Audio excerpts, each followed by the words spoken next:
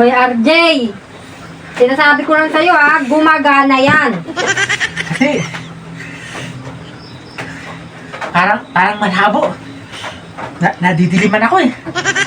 Siguraduhin mo lang ha, kasi kung palong-palo ka, wag yung TV yung pagtripan mo. Madilim lang. Ayusin ko rin to. Ikaw papaluin ko. Saglit lang to.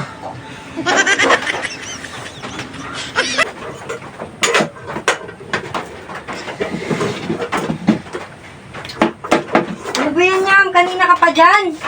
Ito kasi nakakainis. Kanina ko pa inaayos, di ko maayos-ayos. Taga ko nasa rito, babasagin ko na lang to eh. Ako na nga dyan. Sobrang namang init ng ulo pinaiiral mo. Dapat dyan, pinagtsatsagaan. Hindi puro init ng ulo yung pinaiiral. Babasagin ko talaga yung pag ako nainis dyan.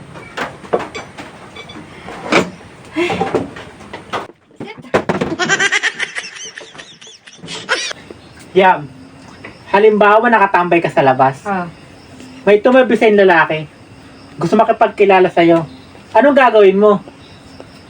Ganito gagawin ko. Ganito sasabihin ko. May asawa na ako! RJ ang pangalan at mas gwapo kaysa sa'yo! Hello? Natapos ka na tumawag sa akin?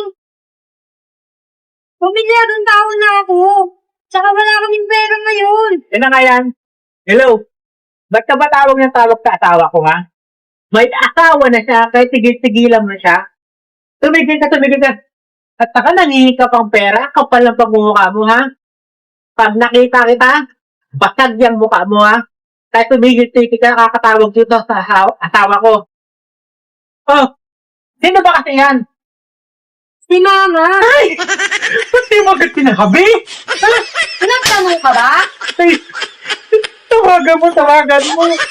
Ano ulam, Jenalyn? Wala nga eh. Yung sinasabi ko eh.